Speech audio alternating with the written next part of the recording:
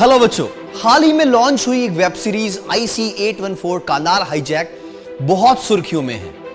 क्या है IC-814 Kandahar hijack, आइए जानते हैं हमारे इस वीडियो में। बच्चों, 24 दिसंबर 1999 जगह नेपाल का त्रिभुवन इंटरनेशनल एयरपोर्ट, विमान संख्या IC-814 और काठमांडू से दिल्ली जाने के लिए 176 यात्री पूरी तरह तैयार। सब कुछ सामान्य था। विमान उड़ान भरता है और IC-814 जैसे ही नेपाल को पीछे छोड़कर भारतीय सीमा में प्रवेश करता है, हाईजैकर्स बंदूक लेकर सामने खड़े हो जाते हैं। अब पूरा विमान उनके कब्जे में है। यात्री सहमे हुए हैं, जान हवा में अटकी है।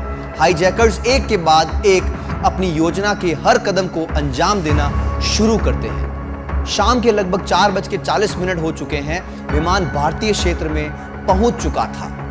तभी अचानक एक शख्स कॉकपिट में घुसता है और पायलट उसकी तरफ देखता है। देखते ही वह समझ जाता है कि हालात कितने बिगड़ने वाले हैं। हाईजैकर्स ने मंकी कैप पहन रखी है, चेहरा पहचानना लगभग नामुमकिन है।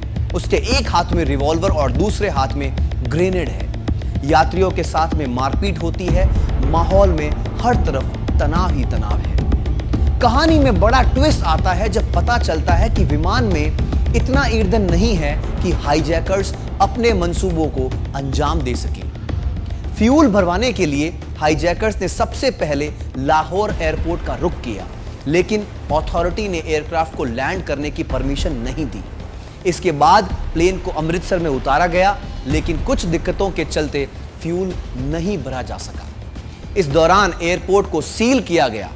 25 मिनट के इंतजार के बाद में हाईजैकर्स ने एक पैसेंजर की हत्या कर दी और दोबारा लाहौर की ओर बढ़ गए। भारत ने पाकिस्तान अथॉरिटी को एयरक्राफ्ट की लैंडिंग के लिए मंजूरी देने के लिए कहा।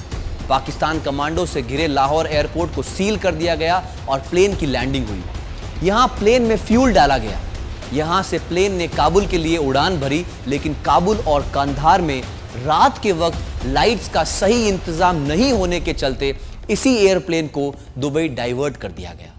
दुबई में इसकी लैंडिंग हुई। यहां हाईजैकर्स ने खाने और दवाइयों की डिमांड की। यूएई के अधिकारी महिलाओं और बच्चों को प्लेन से उतरने की मंजूरी मिलने के बाद बातचीत के लिए राजी हुए। हाईजैकर्स ने 25 यात्रियों को रिहा किया और एक व्यक्ति का शव यूएई अथॉरिटी को सौंपा। यहां से सीधे विमान अफगानिस्तान तक अपनी मंजिल के लिए सफर तय करता रहा और शुरू होती है हाईजैकर्स की मांगे।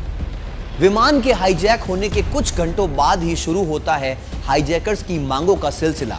पहली बड़ी मांग थी भारतीय जेलों में सभी आतंकवादियों को रिहा किया जाए।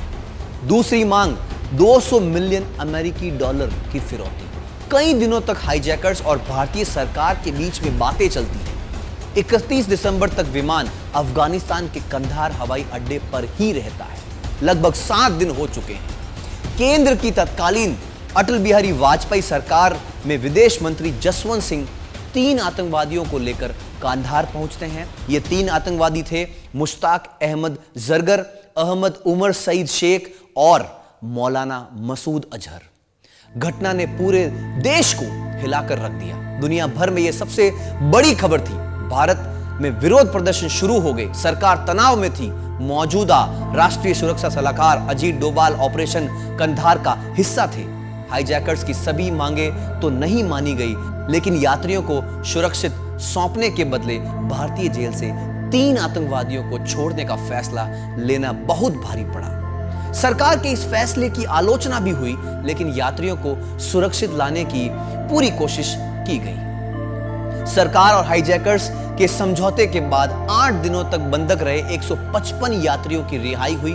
31 दिसंबर 1999 की रात को विशेष विमान भेज करके ज्यादातर भारतीयों को और कुछ विदेशी नागरिकों को भारत वापस लाया गया। खौफ से भरे ये 8 दिन इतिहास में दर्ज हुए और वेब सीरीज के जरिए उन्हें अब सामने लाया गया।